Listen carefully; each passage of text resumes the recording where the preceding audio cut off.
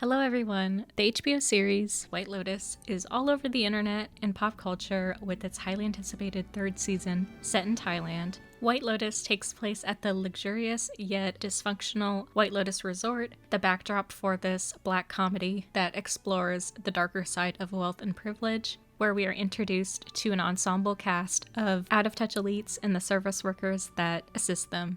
So today for this video, I want to deep dive into Season 3 of White Lotus and find out what makes it such a phenomenon, deconstruct the plot and characters, and then talk about some behind the scenes of the cast and crew, and the response to the show. So before we deep dive, I want to warn you that I'm going to have spoilers for all 3 seasons. This video is primarily focused on the 3rd season, but if you don't want spoilers, come back and watch it later. White Lotus is an anthology series, meaning that each season takes place with a different group of characters in a different setting. In this series case, each season takes place at a different White Lotus resort, the first one being in Hawaii, the second one being in Italy, and then this one being in Thailand. It's not quite a true anthology because there are some through lines between each season and recurring characters. Each season also starts with a flash forward where we learn that someone has been murdered on or around the White Lotus resort, and then we flash back to the group of vacationers arriving at the White Lotus resort, and we see the events that led up to the death of one of the characters.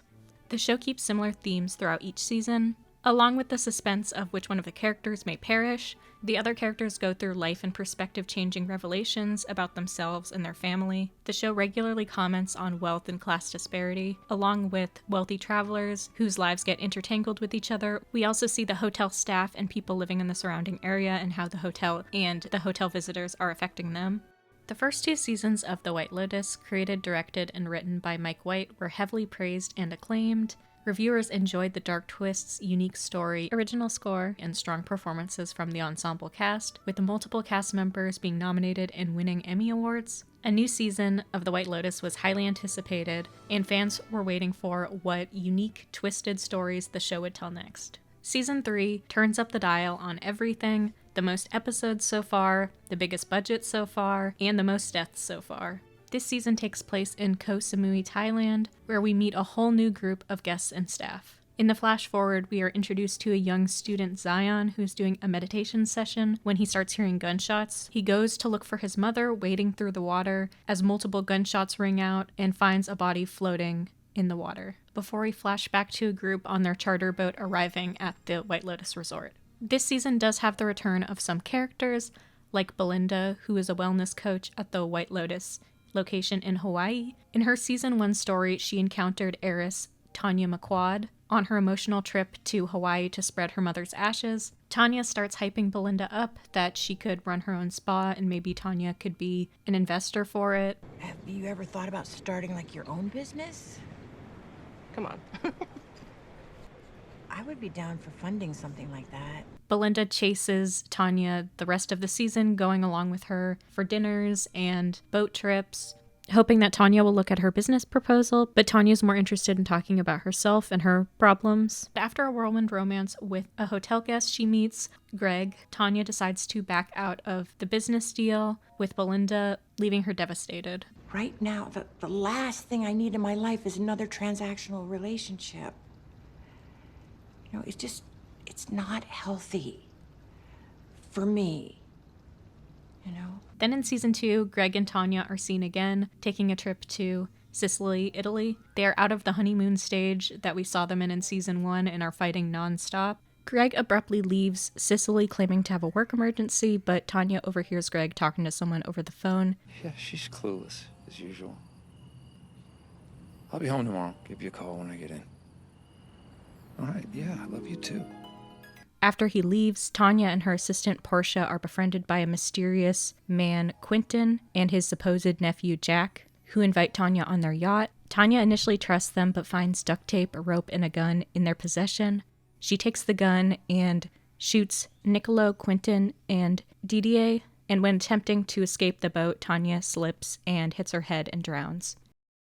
So with that context, now back in season 3, Belinda is on a work exchange at the Thailand White Lotus to learn about their renowned healing program. She is surprised to see Greg, now going by Gary, living in Thailand near the White Lotus Resort with his young girlfriend Chloe, a mysterious French-Canadian woman who's on the prowl looking to hook up with younger men at the hotel. While dining at the White Lotus, she befriends Chelsea, a young girl traveling with her much older boyfriend Rick. Despite Rick suggesting they go on vacation to Thailand, he seems completely out of it. We learned that Rick came to Thailand with a mission to confront the owner of the White Lotus Hotel, Jim Hollinger, and his wife, Sritala Hollinger. While Rick goes off on his mission, Chloe and Chelsea become friends and bond over the fact that they're both dating older men. And they get close to two brothers on vacation, Saxton and Lachlan Ratliff, who are traveling with their parents and sister. The Ratliff family is traveling to Thailand because the daughter, Piper, wanted to visit a Buddhist monastery. She tells her family it's because she's doing a college thesis on Buddhism, but she actually intends to live in Thailand and join the monastery. She feels disconnected to the pampered life that her family has set out for her. Tim, the patriarch of the family, is a successful businessman, but he got troubling news early into his vacation stay that one of his financial investments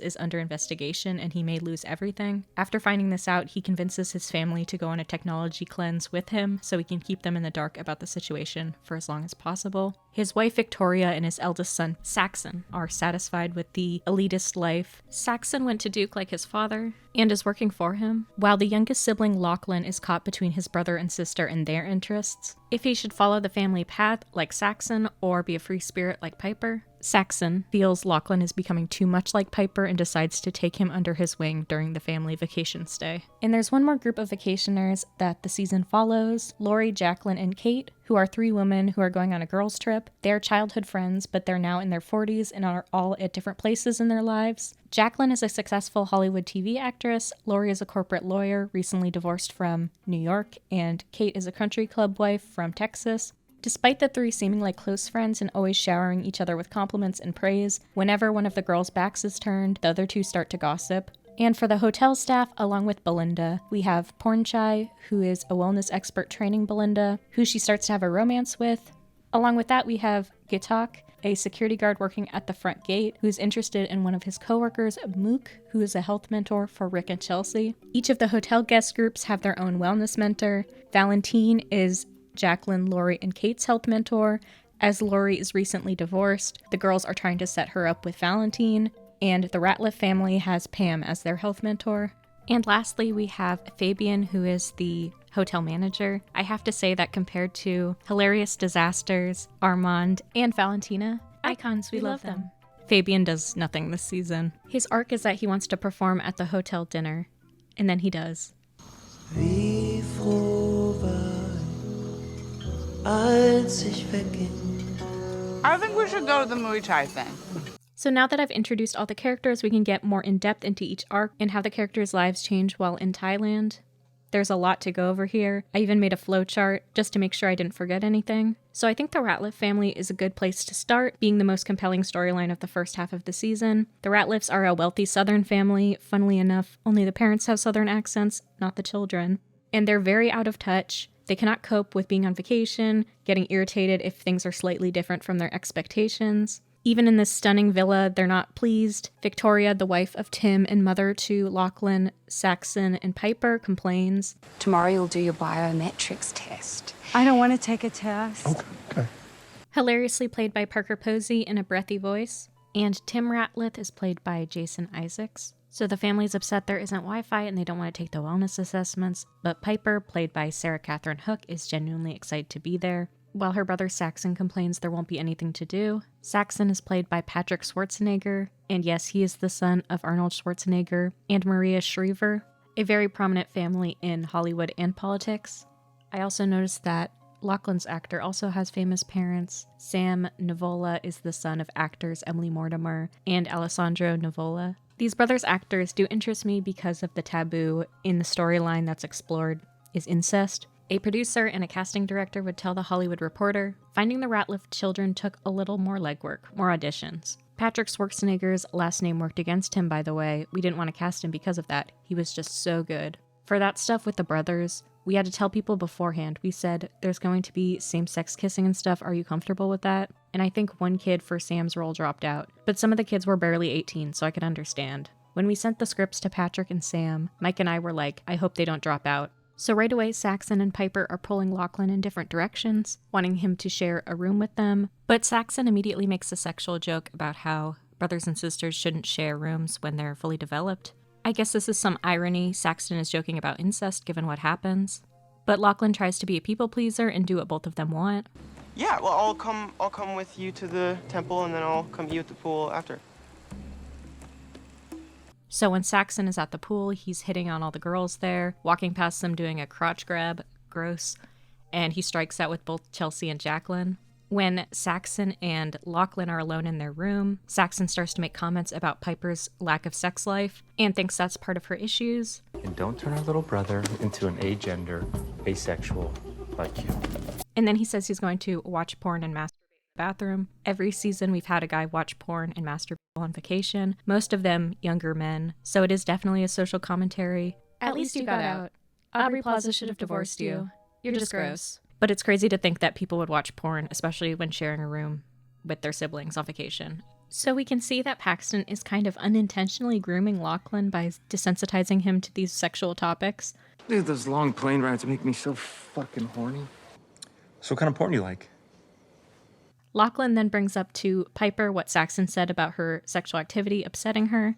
Saxon is also trying to get a blender for his protein powder shakes and is pushing the protein shakes on Lachlan. They are all invited onto Gary's boat, and the family stays during the day, but Chloe, Chelsea, Saxton, and Lachlan bond on the boat. Gary watches over them, and the four of them decide to stay on the boat to go to the full moon party. Chloe's definitely interested in younger guys and wanting to be wanted, but Chelsea is staying loyal to Rick. Saxton tries to mentor Lachlan on how to get what he wants from women, and he does use these tips, but not on women. But it's better to go for what you want in life and get rejected than have the shot and not take it. So the group goes to the full moon party. Chloe gets some drugs, and the group takes them. Saxton is initially against it, but then he's peer pressured into taking them. He tells Lachlan not to get too messy because they should let the girls do that. And then he also jokes, "Don't take advantage of me," after he takes the drugs, with the girls laughing it off. They get back to the boat after the night of partying and start joking around and kissing and dancing. Saxton seems increasingly out of it.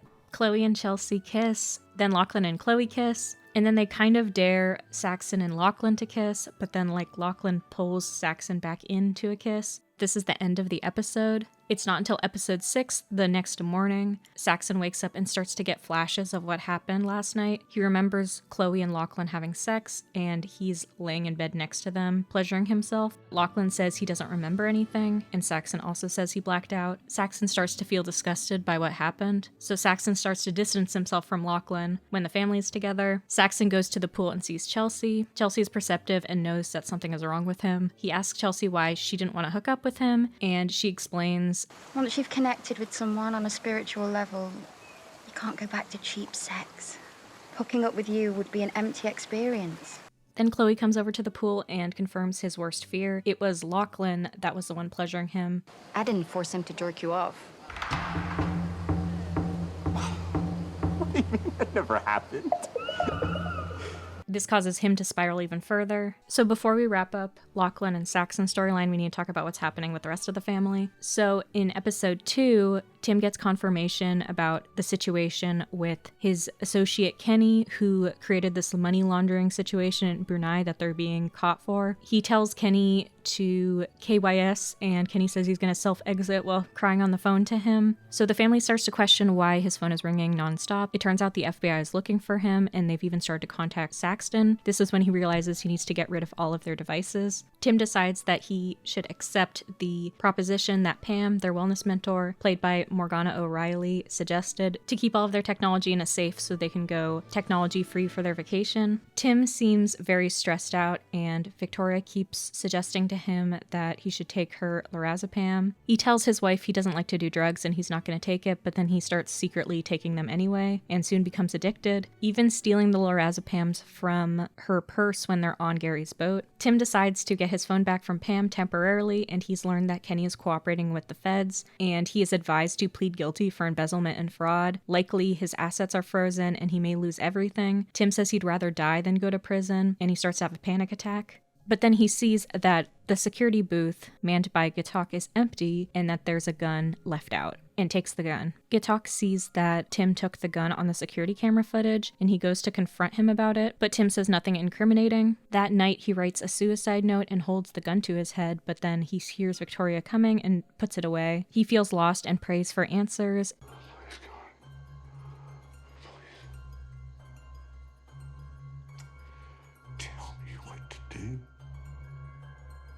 And Tim starts to think what would happen to Victoria if she found him dead, and he hides the gun in a cabinet drawer before going to bed. So then going back to Piper's storyline, in episode 4, Piper opens up to Lachlan that she wants to stay in Thailand. And then in episode 5, while Lachlan and Saxon are at the full moon party, she tells them at dinner that she wants to join the meditation center for a year. Her mom is not happy. Her dad is pretty stunned, also still kind of drugged out. Her mom is very upset that she's straying from Christianity. Move here and do what?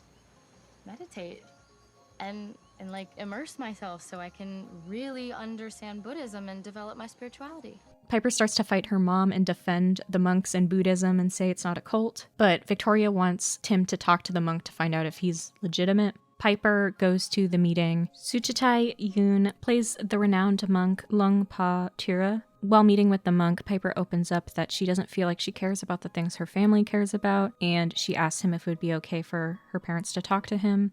And your books have really helped me get through some really bad days, so thank you for that.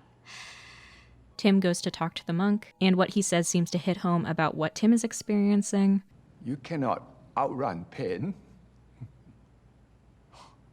He then asks him what he thinks will happen when we die. The monk explains that death is returning to the source, like how a person is a single drop of water and then when they die they return to the ocean, and this ends up giving him some clarity. Victoria gets a tour, and then she gets the idea to have Piper stay at the monastery for one night, and if Piper still wants to stay there, then she will support it.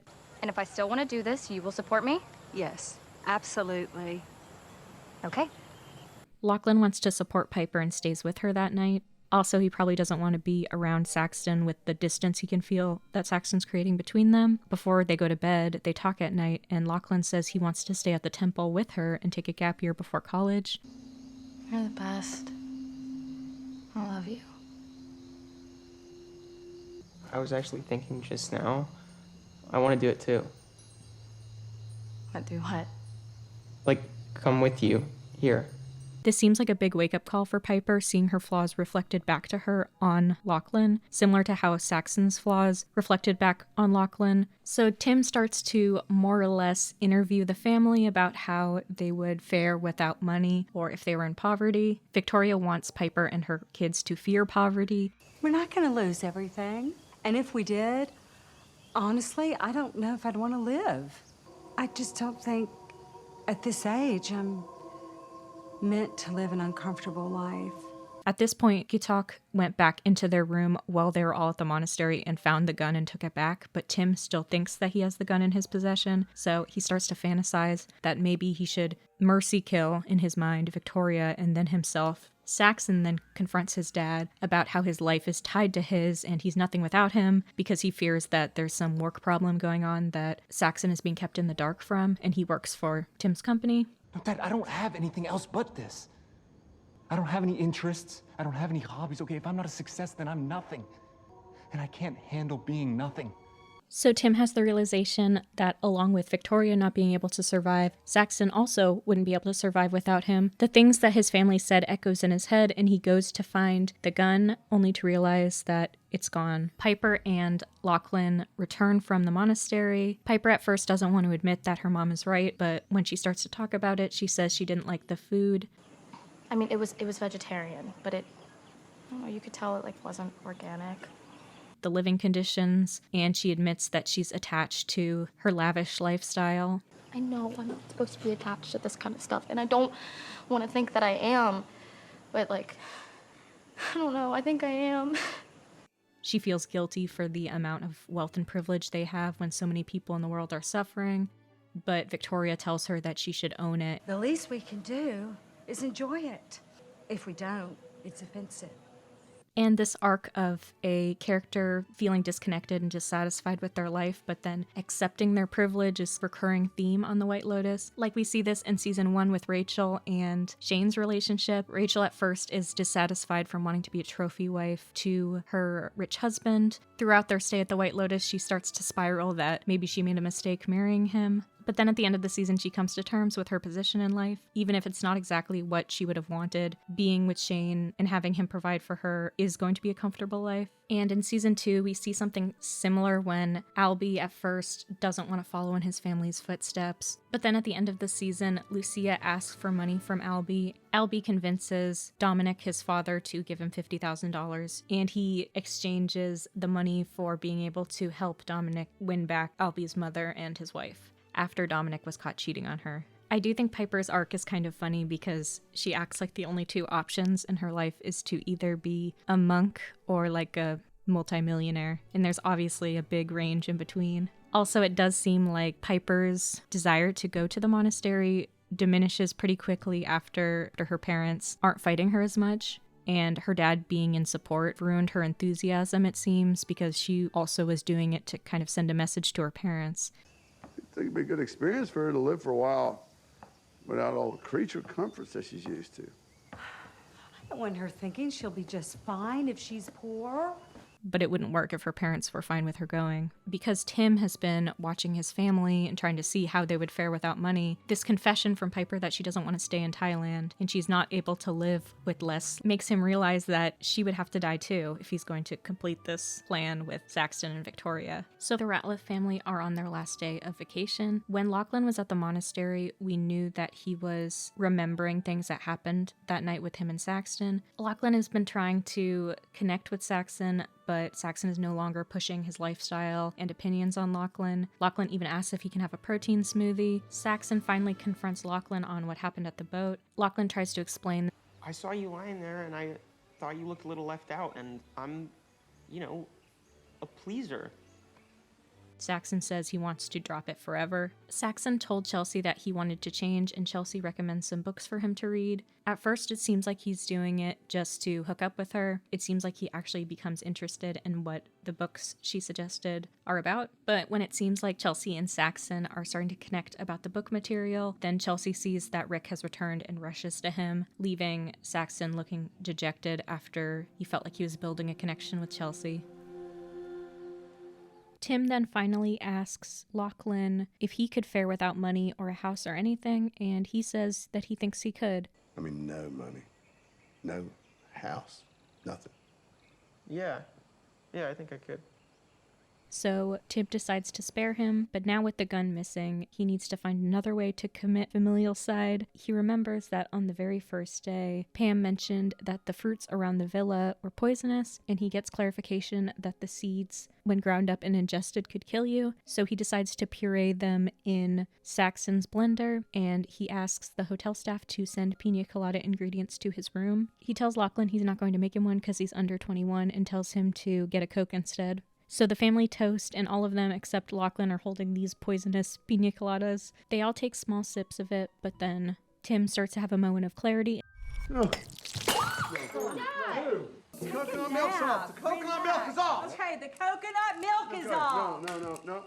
Don't drink it. Even though they all took small sips, it seems like they didn't have any issues, which I feel like wouldn't make sense. I feel like they might have, even if they're not dying, they would have indigestion or a fever or something if it was poisonous. But they go to bed that night, and then the following morning, the day they're set to depart, Lachlan goes to make one of Saxon's protein smoothies, and he just uses what's left in the blender, which is terrifying concept to me because even day-old fruit tastes bad. So the fact that he would just use the blender from the other day, but he's 19, so maybe it's realistic. So he puts the protein powder with the poisonous seed and then drinks it. He goes to the pool and then starts to collapse and throw up there. Victoria, Saxon, and Piper go down to eat breakfast. They see Lachlan on the other side of the pool, but they just call over to him and they don't see that he's on the brink of death. Tim slept in and he comes out into the kitchen and sees that the blender was used and then starts to panic, and then he sees Lachlan collapsed on the other side of the pool. The sound design in this part of the episode is really intense because there's this very like ominous scratchy sounds in the score as Lachlan is kind of losing touch with reality and starting to be on death's door.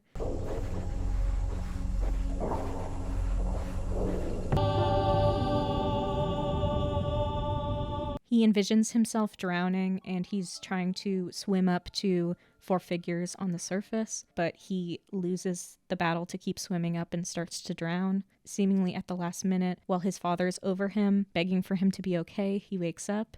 Son! Come on! And this is more or less the end of the Ratliff family arc. None of them end up dying in the end of the season, and they all return back home. On the boat, Tim does tell his family that things might be changing, but we don't really get any real introspection in how the family will fare, especially because it seems like Victoria and Piper don't seem to be ready to give up their privilege without a fight. Saxon has probably changed the most on vacation, and I assume that Lachlan feels different after this near-death experience, but there's no way to really know what the future would have in store for them. But before I talk about things that I liked and didn't like from this plotline, I think we should talk about the other stories. So moving on to the girls' trip, JACYLN, played by Michelle Monaghan, gets a lot of praise from the hotel staff and guests for being a famous TV actress. We learn that she's also paying for the villa. Laurie, played by Carrie Coon, and Kate, played by Leslie Bibb, are fawning over JACYLN and her beauty. Kate and JACYLN have a lot of pride for how their lives turned out. You look amazing. You look amazing. But you look incredible. You look incredible. Laurie is obviously feeling a little less stable and successful in her life, and when she goes to bed, they gossip about her messy divorce, where her career is going, that her daughter is a problem child. You have to wonder about these people who insist on raising their kids in New York. I mean, what are they thinking? Honestly. The three of them get competitive over their health biometrics. Also, JACYLN boasts about how great her husband is, who she's been married to for a year. Harrison and I are like addicted to each other. It's kind of a problem. Yeah. Behind JACYLN's back, Kate and Laurie later judge her for being a bit vain and narcissistic. So competitive. No. She's always been like that. JACYLN continues to push Laurie to have a fling with Valentine, played by Ernest Fedorovicius. And while the girls are talking, they begin discussing religion, and Kate reveals that she's been going to church every Sunday since she moved to Austin, Texas. JACYLN and Laurie are surprised by this and start to wonder how she can get along with the conservative people in the church. I don't know, if I was just around a bunch of Texans who voted for Trump, I guess I'd just feel a little alienated. They're nice people. Really good families. Kate reveals that she's an independent and her husband is a Republican, indirectly confirms that she voted for Trump. You didn't vote for Trump, though, did you?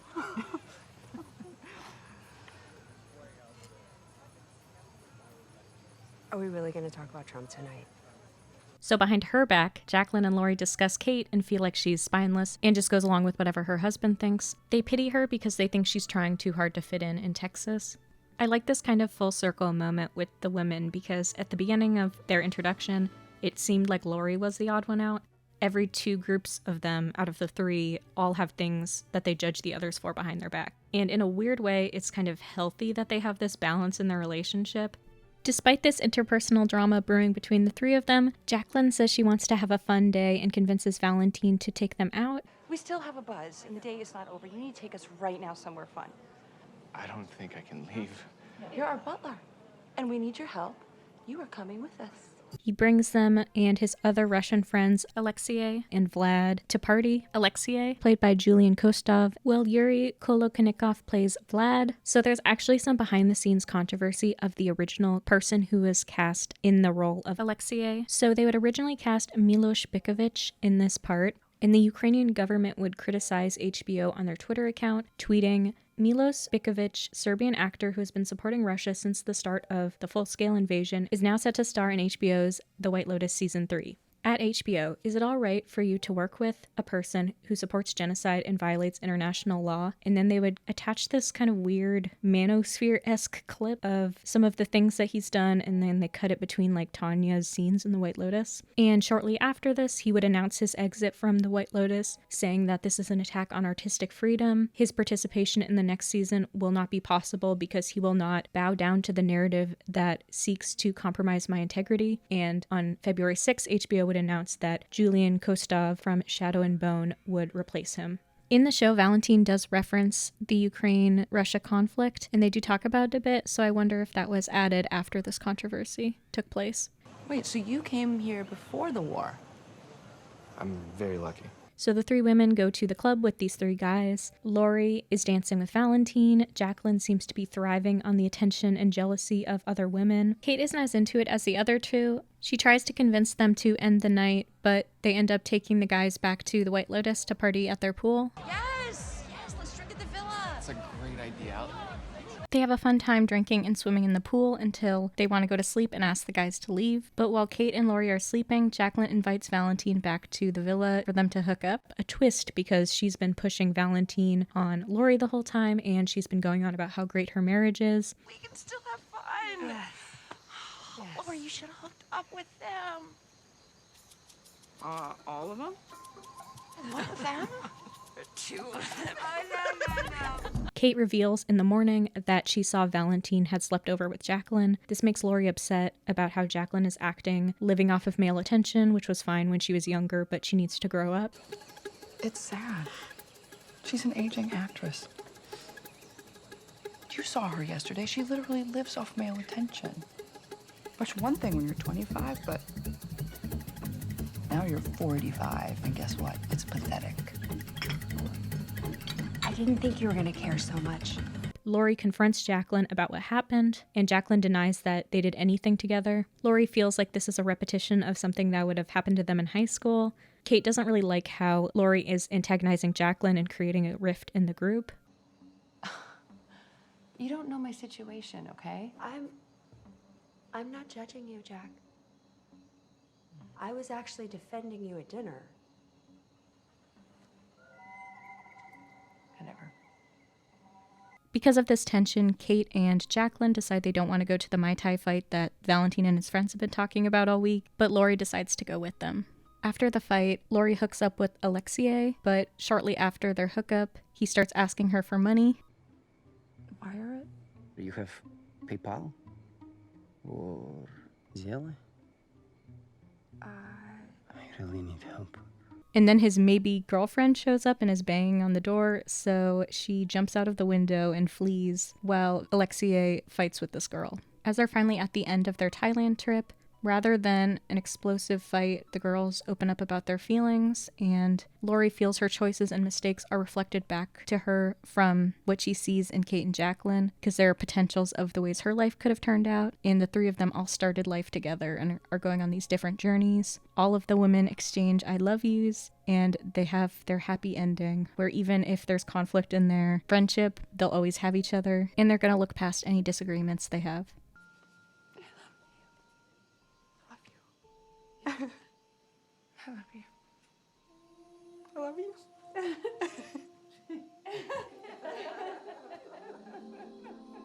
Going back to Greg and Belinda's plot, that's a continuation from the previous seasons. Belinda, played by Natasha Rothwell, is working at the White Lotus in this exchange program from their Hawaii location to the Thailand location. She's being mentored by a Thai wellness expert, Pornchai, played by Dom Heterakul. At the end of episode 3, Belinda and Pornchai are having dinner, and Belinda starts to confide in him some of her difficult past experiences, like her boss Armand's accidental death, and wanting to start her own spa and planning to do it with this rich heiress she met, Tanya, before Tanya abandoned her after getting in a relationship with this man, Greg. A man who's also eating at the White Lotus looks familiar to her, and she feels like it is Greg, so she approaches the table and asks if he's Greg and if he was married to Tanya. But Gary, played by John Grease, denies ever knowing Tanya or ever meeting Belinda, leaving Belinda confused. She decides to Google Greg and Tanya to figure out if this is really the man she's thinking of, and Google confirms her suspicions, and she also finds out that Tanya is dead and Greg is wanted in Italy for questioning about the circumstances surrounding her death. On the other side, we see Gary cyberstalking Belinda, scrolling through her Instagram and looking at pictures of her and her son. Belinda starts to feel paranoid and hears noises while walking around the hotel and in her room. The hotel manager, Fabian, played by Christian Friedel, tells Belinda that a guest has been asking about her and implies that it's Greg. This makes Belinda more stressed and paranoid, and after feeling conflicted, she does tell Fabian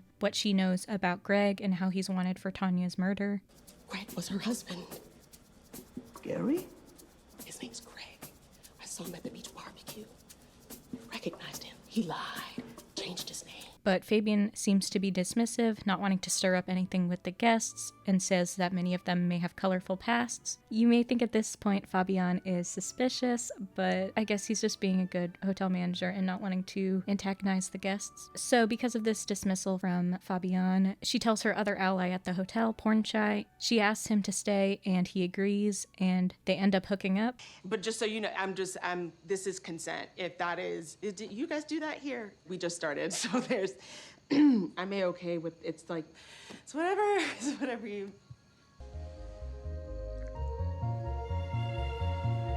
And while Belinda and Pornchai are still laying in bed together in the morning, her son Zion, played by Nicholas DuVernay, arrives in the morning, and he's supportive of Pornchai and his mother's relationship. We do realize when Zion arrives that Zion was the person in the opening sequence who was in his wellness session when the gunshots start to go off. So the climax is approaching when he arrives in the beginning of episode 6. Pornchai brings up to Belinda after their previous conversation about how she dreamed to open her own spa, and he asks if maybe the two of them should start a spa together, and if they did it in Thailand, they may have less roadblocks. Gary approaches Belinda and invites her over for dinner at a party, and she doesn't want to go, but Zion convinces her. She tells her son everything about the situation with Tanya and Greg and now Gary, and everything she knows about who he is and what might happen. She fears that because she's a loose end in Tanya's murder that she may be a target. So her and Zion go to the party, and Gary wants to talk to her privately. He confesses that he was Tanya's wife, but he wasn't involved in her death. He then offers her $100,000 for her business in return for what he calls his peace, saying that that's what Tanya would have wanted, for me to have a peaceful life.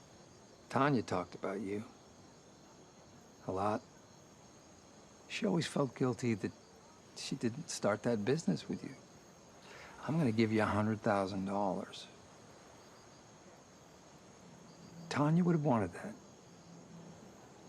And I know that she would also want me to spend the rest of my years in peace. Belinda doesn't accept the offer and says she needs to think about it, and she starts to spiral about the moral implications of taking this money to potentially cover up a murder, and she goes back and forth with Zion. He's buying me off, so I don't tell anyone where he is. Okay, so let him buy you off then. It's not right, Zion.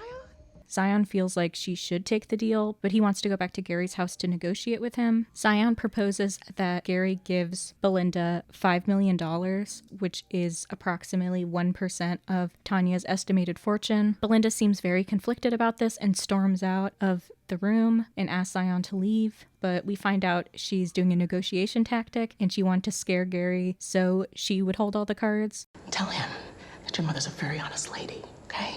But he better come through. They end the interaction with Gary saying that he'll think about it, but soon after she receives $5 million in her bank account and she wants to leave Thailand right away. She goes to Pornchai and tells him that she's leaving tomorrow, and she backs out of doing potential business together. Circumstances have changed for me, and I just can't commit to anything right now. A full circle moment from basically doing to Pornchai exactly what Tanya did to Belinda in the first season. Belinda is conflicted about taking the money, but her and Zion try to convince themselves that good things happen to good people, and she feels like maybe this is the silver lining of the situation, that she's able to create the spa that Tanya wanted, create something good from this bad situation. And you worked so hard, Mom. Good things happen to good people. You're right. So to conclude what happens with Gary and Chloe, Chloe spends the majority of the first half of the season with the RATLIFF brothers and talking to them and also befriending Chelsea. Her and Gary do seem to have a weird relationship. They say that they met on a matchmaking service in Dubai. Chloe seems to complain about Gary a lot and they seem to fight a lot. She tells Chelsea that it's a good situation even if she complains about him. There are way better options out there than Gary. I don't want another option. Chloe is played by Charlotte LeBon. Interestingly, she was originally cast as Francesca Corney, but was recast partway into filming the third season, apparently because the producers wanted someone who played older. And Chloe being a bit older does add another interesting dynamic to the Saxton, Lachlan, Chloe, Chelsea situation, because we see Chelsea and Chloe kind of in the same boat as younger women dating older men, but Chloe does seem more mature and older than Chelsea. I just like innocent young guys. When they see you naked, they shake. And you can see their little hearts beating inside their chests. So after the night of the full moon party with the threesome on the boat, Gary and Chloe reunite. He questions if she hooked up with either of them, but she tries to deny it. He seems to not care, and rather than being mad about it, he says that he wants to invite people over tonight. I need to deal with something, and I need your help. Chloe's surprised that Gary isn't mad, and she tells Saxton and Chelsea that he seemed kind of turned on by the situation, so Chloe brings up that maybe he wanted a threesome with Saxton and her. After this off-screen, Gary tells Chloe why this situation of him being cheated on could be appealing to him because of his childhood experiences. And one day he realized, he kind of hoped they were having sex behind his back. So he could find them doing it, just like he find his parents doing it in the middle of the night. She proposes Saxton for this, but he's not down. In the closing montage in the last episode of the 3rd season, we see Gary hosting a pool party and Chloe's finding guys for their threesome. For a more grounded story, we have the relationship between two of the workers at the hotel, GAITOK and MOOK. GAITOK is the front gate guard, played by Team Thaptim Thong, who is friends with one of his co-workers, MOOK, played by international pop star Lisa Manubal. It is a little funny seeing Lisa in such a grounded role because the vibe of Blackpink's music and her solo music is very much all about flex culture. Twerking, when I buy the things I like. Dollars dropping on my ass tonight. So GAITOK and MOOK are close, and he's constantly kind of teasing her about how they should be together. MOOK is impressed with the Hollingers' security guards. In episode 2, he confesses to her, but she turns him down and changes topics. Heชอบมุกอะ ทำไม พี่ต้องเล่นอะไรเนี่ยไม่เอาดิ ไม่ได้เล่น Soon after this, the hotel gets robbed after Valentine distracts GAITOK at the gate while his friends drive and rob the jewelry store at the hotel while Chloe and Chelsea are shopping. When the robbers are leaving, he gets into an altercation with them and is pushed to the ground while they get away. Mook is impressed by his bravery from fighting with these robbers, and soon after, when Srilatal Hollinger visits the White Lotus again, GAITOK asks for a job with her. The bodyguards witness this and come back to him and belittle him, saying that he failed to stop the robber, so she would never hire someone like that.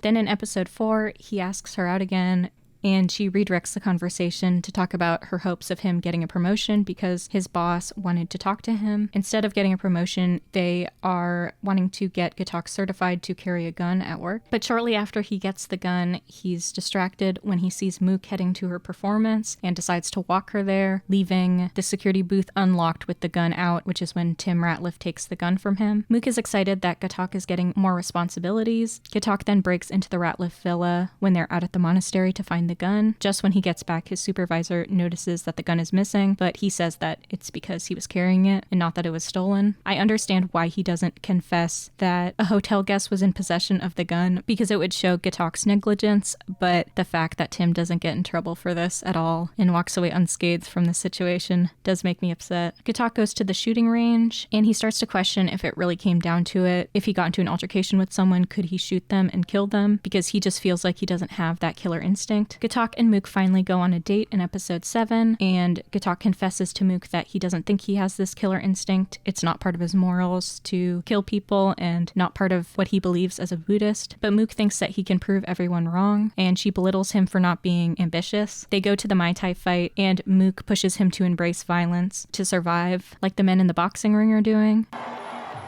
เห็นไหมพี่ป๊อปว่ามันเป็นเรื่องธรรมชาติ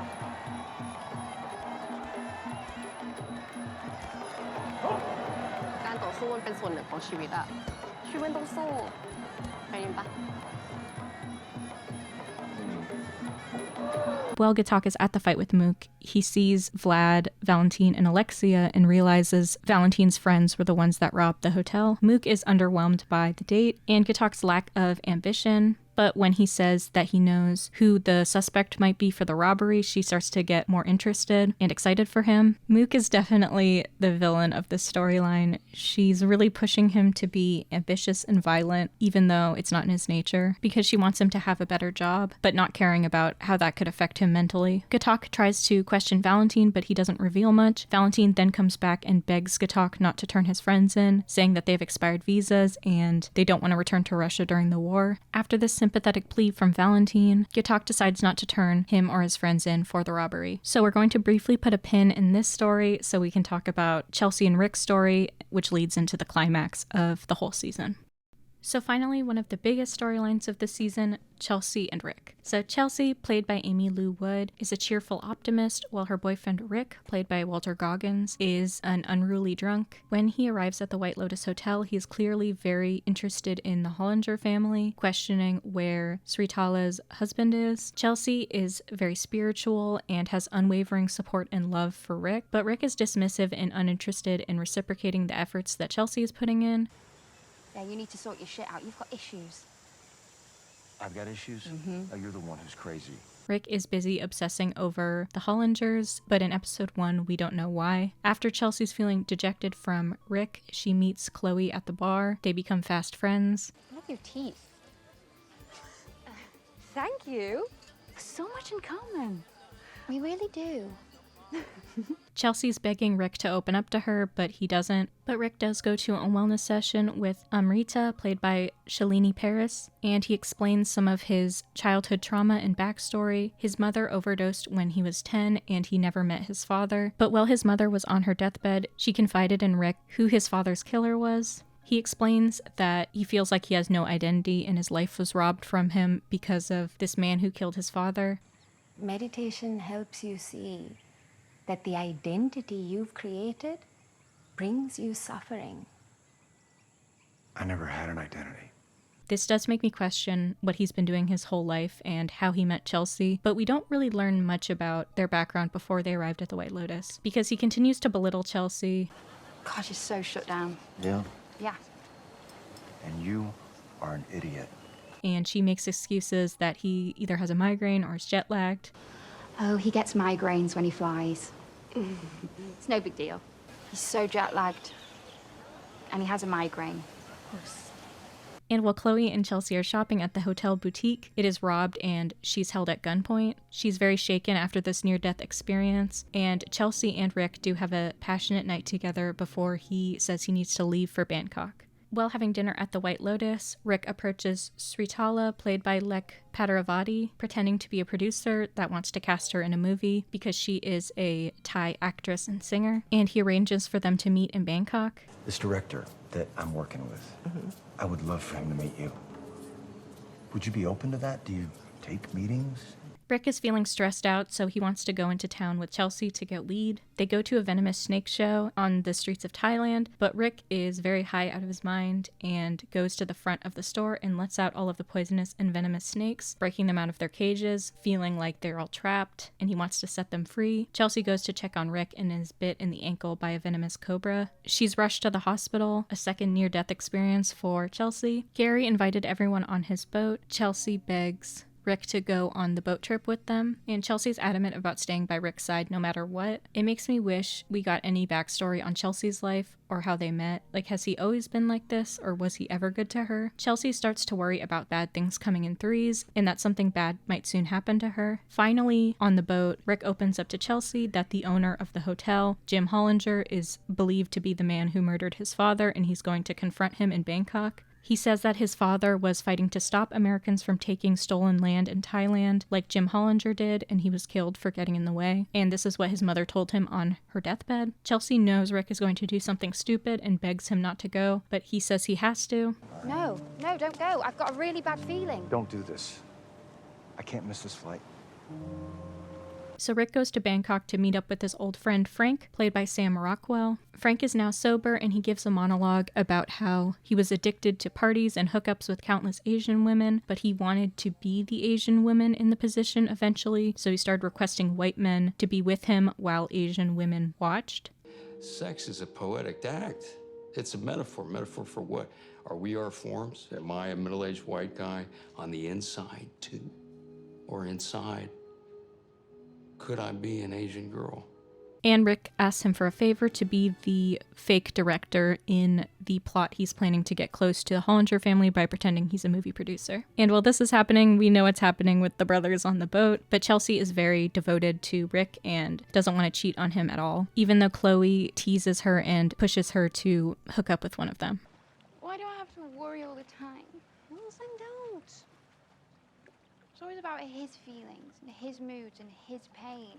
So Sritala and Rick meet up, and he suggests that maybe they should meet at her house so they could get a better look into her life, because the movie's going to write her life experience into the character. Rick prepares to go to the Hollinger house with Frank and brings a gun to the house. This does make me confused about Sritala not even trying to Google him or anything. He didn't even make a fake website or something, and she's just inviting a strange man into her home with no background check at all. So the Hollingers welcome Rick and Frank into their home, and he's face to face with Jim Hollinger, played by Scott Glenn. They try to sell the movie ruse badly, and Frank ends up breaking sobriety to loosen him up to try to help with this improv situation. Rick wants to talk to Jim alone, saying that he wants to learn more about his business. Jim is very forthcoming with information about how he took over Thailand and how sometimes he had to go around the law to get things done. Rick confronts him about what his mother said to him, but Jim denies that this happened, but he does recognize Rick's mother's name.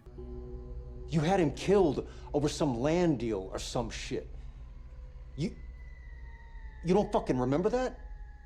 Rick pulls out a gun and threatens him, but is unable to pull the trigger and eventually decides to not shoot him, but just push over his chair. Maybe GAITOK should be promoted because these security guards are not doing anything. Frank and Rick flee and go back to the hotel to party. Frank has ruined his sobriety and is being a party animal, while Rick looks numb and out of it. So he reunites with Chelsea at the White Lotus Hotel, and she's very thankful that nothing bad happened. That same day, JACYLN and her group are leaving, and Jim and Sritala are big fans of JACYLN's show, so they want to get a picture with her. And Jim shows Rick that he's armed. Honestly wild that Rick thought he should go back to the White Lotus Hotel after he just threatened one of the owners. Of course they would come back for him. So Jim showing up at the hotel is causing him to spiral. Chelsea begs him to stop worrying about the love you didn't get and focus on what he has now. In a panic, Rick goes to find Emerita, but she's about to start her wellness session with Zion. A bad sign because we know what's going to happen during Zion's wellness session. He begs her and she explains that she has a session with Zion, but she'll find him right after. Emerita may be mishandling this situation, not realizing how much distress Rick is in, but probably the last thing that she thought would happen at a wellness resort is what follows. So finally, at the climax of the season, the Hollingers are taking a picture with JACYLN, and Rick sees this and it causes him to snap. Chelsea tries to stop him and he tells her to leave. Get out of here. Why? What are you doing? But he storms over to Jim and grabs the gun from his pocket and shoots him. Sritala asks why Rick would do this and says that Jim was Rick's father, a classic Darth Vader situation. He's your father, he told me. He's your father. He's stunned to hear this, but the bodyguards are shooting at him. GAITOK hears the gunshots and rushes to the scene. Rick is getting shot at and shoots 2 bodyguards who fall in the water, but when he turns around, he sees that Chelsea was also shot. Chelsea is struggling to breathe, but Rick picks her up and starts to carry her away. At this point, GAITOK arrives at the scene and Sritala is yelling at him to shoot. Despite Rick's back being turned to GAITOK and he's carrying Chelsea, Sritala is demanding that he kills him. GAITOK shoots Rick in the back, causing him and Chelsea to fall into the water. A tragic end for these lovers. Chelsea and Rick dying and Lachlan waking up is where the season ends. We do learn a bit more about what happens with some of the characters in the closing montage. When the RATLIFF family is back on the boat and they get their technology back, Tim admits that some things might change for their family. As the others are checking their messages, Saxon is reading the book that Chelsea gave him, and Tim is looking to the water, a bit ambiguous if he's accepting life or death. Gary and Chloe are thriving and finding guys for their threesome. GAITOK takes a job as a bodyguard for Sritala, and Mook is happy.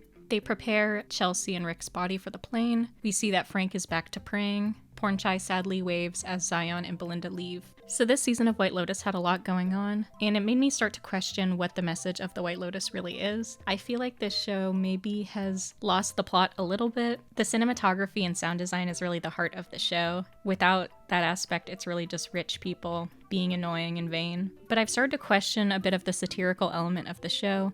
I used to think it was similar to Glass Onion, and in that realm, where we see horrible things happen to horrible people, The White Lotus kind of subverts that in the way that basically everyone in the first season who was the rich, entitled person ended up leaving the situation unscathed, and it was Armand, who was working at the hotel, who got killed. And a Hawaiian local was arrested because of what Paula told him about the expensive bracelets, and when he tried to steal them, he got caught. I felt like the second season started to stray a bit from this concept, but I did like Valentina, and her storyline was interesting, and we did get a conclusion to Tanya's storyline with her dying. But I don't know if payoff was worth it in this season, because Greg is kind of getting his happily ever after, it seems. Now he's with Chloe, and he opened up to her, and it seems like they have a good relationship. So I'm like, what was the point of that 3-season arc with Tanya and Belinda and Gary? I guess Belinda does get a happy ending, and I assume she wouldn't come back for another season because it seems like her storyline was wrapped up. This 3-season arc, I don't know if it was like a satisfying ending, because I guess Gary's not gonna get caught for killing Tanya. And with the Ratliff family this season, I was kind of upset that this storyline kind of didn't have a conclusion. We saw all of the different family members having their own problems, like Piper was having spiritual malaise, and Lachlan was being a people pleaser, and Saxon was obsessing over worldly pleasures, and they all kind of got a wake-up call about maybe they're doing the wrong thing or thinking the wrong way,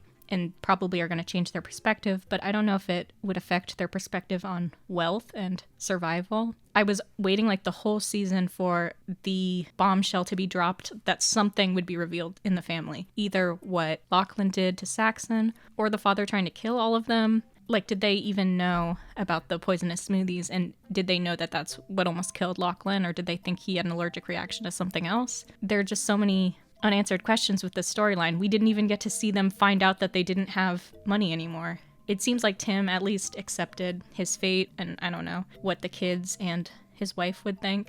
To me, it seems like Piper and Victoria wouldn't give up their money without a fight. I feel like if I was writing this show the next season, I would have Piper or Victoria come back with like a new husband because they want to stay in the rich, wealthy lifestyle. But if not, I'm kind of confused why the whole storyline surrounding Piper was about her rejecting privilege, and then at the end of the season she accepts it only for it to be taken away.